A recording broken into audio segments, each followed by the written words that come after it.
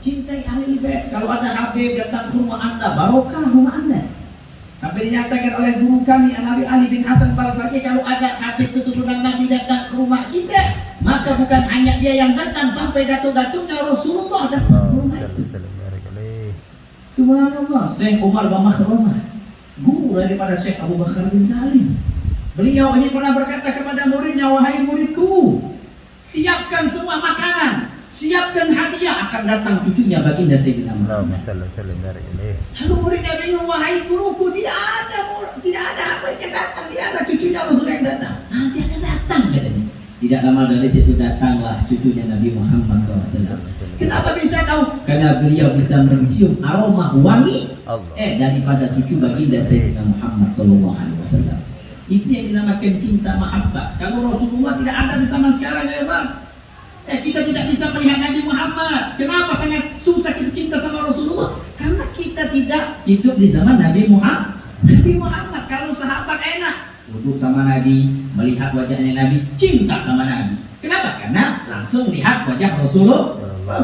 Tapi Rasulullah bukan di zaman kita, tapi Nabi Muhammad Sallallahu Alaihi Wasallam menitipkan kepada kita, yaitu ada daripada cucu baginda Sayyidina Muhammad Sallallahu Alaihi Wasallam. Pernah diceritakan ya ikhwan, ada satu ulama dulu pernah diceritakan, ada seorang janda ini daripada Syarifah, keturunan baginda Sayyidina Muhammad. Beliau ini punya anak, datang masuk ke suatu kampung, suaminya meninggal. Beliau tidak ada apa-apa, beliau tidak ada tempat, bahkan anak-anaknya lapar. Di waktu itu dia datang kepada ulama yang paling terkenal di waktu itu, yang paling populer di waktu itu. Sampai beliau datang kepada ulama itu, dia minta, wahai ulama, saya tolonglah kami ini belum makan, tolonglah kami, kasih tempat tidur untuk saya dan untuk anak-anak saya. Karena saya ini adalah cucunya baginda Sayyidina Muhammad Sallallahu Alaihi Wasallam. Lalu ulama tadi bertanya, apa tanda engkau ini cucunya Nabi? Karena di waktu itu tidak ada Robito Alawiyah, tidak ada ketua Robito yang mengetahui ini Habib atau bukan Habib, Syarifah atau bukan Syarifah. Di waktu itu tidak ada. Sampai ini orang perempuan yang janda ini tidak bisa membuktikan kalau dia adalah cucunya baginda Sayyidina Muhammad. Akhirnya diusir, tidak dikasih tempat. Subhanallah. Akhirnya pada suatu saat ini janda ini dia datang, sampai bertanya-tanya, di mana gubernur? Di kampung ini mana gubernurnya? Di waktu itu gubernurnya adalah orang Yahudi. Subhanallah, dia datang ke gubernur itu. Akhirnya dia ngomong, wahai gubernur, saya adalah cucunya Nabi Muhammad Sallallahu Alaihi Wasallam, dan saya janda dan saya punya anak-anak ini masih lapar dan tidak ada tempat. Tidak banyak tanya, tidak minta bukti. Akhirnya dia dikasih tempat. Sampai dia ngomong istrinya, wahai istriku, ini cucunya Nabi Muhammad, Nabi pemimpin umat Islam, kita muliakan dia, kasih tempat tidur, kasih makanan yang paling enak. Subhanallah. Akhirnya di waktu itu orang Yahudi, gubernur Yahudi ini sama ulama ini, mereka di malam itu dia bermimpi. Kemudian dalam mimpinya ini ulama ini dia memanggil Nabi, ya Rasulullah. Lalu Rasulullah tidak menjawab panggilannya. Lalu dia panggil lagi, ya Rasulullah. Rasulullah tidak menjawab panggilannya. Ya Rasulullah. Sampai Rasul 3 kali tidak menjawab panggilan, dia menyatakan, ya Rasulullah, kenapa engkau tidak menjawab panggilan saya? Saya adalah umatmu, saya adalah pewarismu, saya adalah orang yang menyebarkan agamamu. Apa kata Nabi Muhammad? Apa buktinya kalau anda umat aku, kata Rasulullah. Apa bukti kalau anda umat aku? Apa buktinya kalau anda umat daripada umatku? Orang itu terdiam, tidak bisa membuktikan. Kalau anda tidak bisa membuktikan, berarti anda bukan daripada umatku, kata Sayyidina Muhammad. Dan kenapa Rasulullah? Tidak. Kenapa? Karena engkau mengusir daripada cucuku, kata Rasulullah. Kau tahu tak, janda yang datang ke rumahmu kepada itu adalah cucuku. Kau usir dia, kau tidak berikan tempat untuk dia. Lalu ulama tadi melihat di dalam itu ada istana yang luar biasa, istana yang besar. Lalu dia bertanya kepada Rasul, itu istana buat apa ya Rasulullah? Ini istana aku siapkan untuk gubernur yang Yahudi itu, yang dia luar biasa, yang menerima daripada cucuku tidur di tempatnya. Bahkan dinyatakan orang Yahudi tadi, gubernur tadi, dia dapat hidayah masuk Islam dalam mimpi itu. Masya Allah. Subhanallah. Akhirnya dia bangun dari tidur. Akhirnya datang dia ke rumah Yahudi tadi. Dia menawarkan kepada orang Yahudi tadi, wahai Yahudi, ini orang bingung ulama ini. Dia datang sama murid-muridnya, wahai gubernur, tolong kau minta berapa saja aku akan kasih, berapa dinar yang kau aku akan kasih, dengan syarat kasihkan kepadaku perempuan janda cucunya Nabi Muhammad sama kasih aku, biar dia tidur di rumahku. Karena dia Islam, saya Islam. Apa kata orang Yahudi itu? Tahu tidak? Saya di waktu itu sama semacam kamu. Sama-sama kita mimpi Rasulullah Sallallahu Alaihi Wasallam. Ya, saya orang Yahudi dulu. Tapi ketika engkau mimpi Rasulullah dan engkau tidak diakui sebagai umatnya, maka saya di waktu dalam mimpi itu saya masuk Islam di tangan Sayyidina Muhammad Sallallahu Alaihi Wasallam, dan saya disiapkan oleh Nabi istana yang besar. Demi Allah, berapapun yang kau kasih tidak akan saya terima. Ini adalah nikmat yang Allah berikan lebih daripada apapun yang Allah berikan kepada saya. Subhanallah. Tidak saya berikan. Bahkan singkat ceritanya, ini ceritanya panjang dalam kitab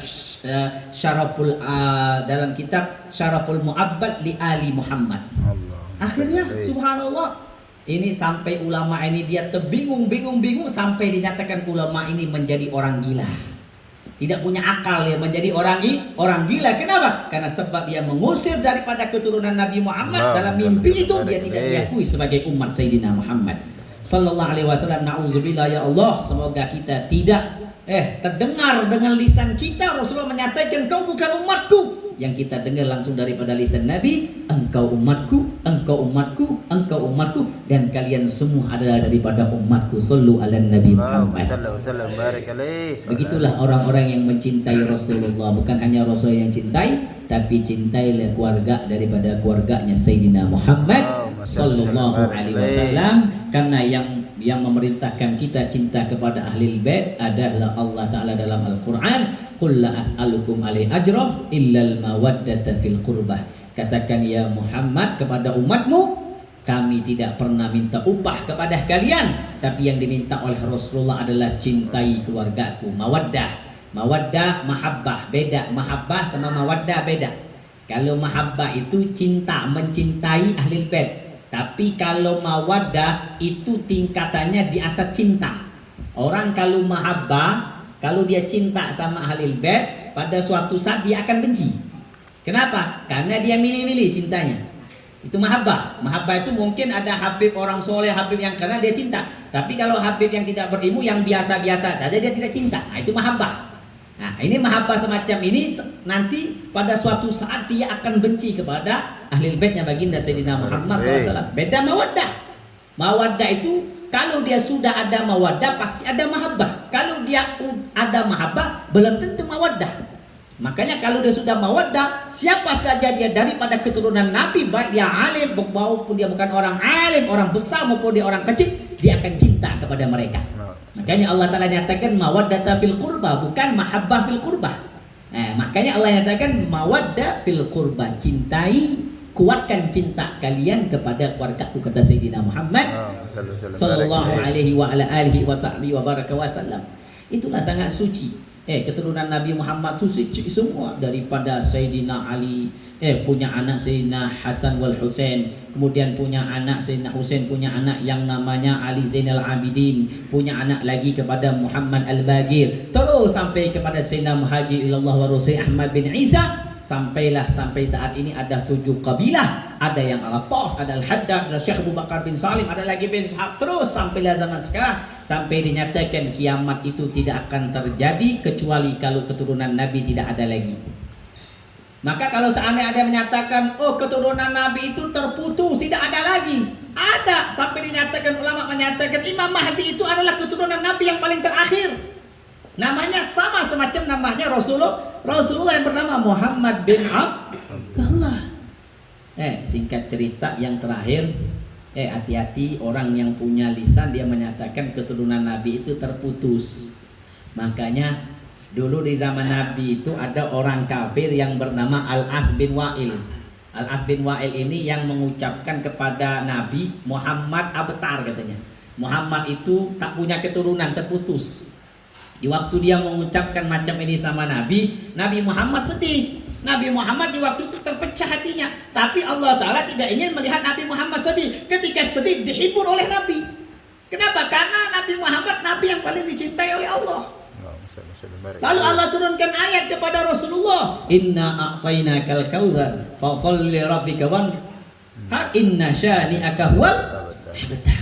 Inna syani'aka huwal abtar. Allah nyatakan, ya Muhammad jangan takut ya Muhammad, kata Allah. Sesungguhnya orang yang mengatakan engkau tidak punya keturunan, inna syani'aka huwal abtar. Dia Al-As bin Wa'il ini yang tidak punya keturunan, dan engkau ya Rasulullah punya keturunan. Khususnya Nabi keturunan dari siapa? Keturunan daripada Sayyidina Ali dan Sayyidah Fatimah Zahra yang dikawinkan oleh Allah Ta'ala fis samawatil ula, di langit yang paling tinggi. Lalu Allah perintahkan kepada Jibril, ya Jibril katakan kepada Muhammad, sesungguhnya aku sudah kawinkan Fatimah sama Ali di langit yang paling tinggi, dan saya perintahkan kepada Muhammad untuk kawinkan mereka berdua di bumi.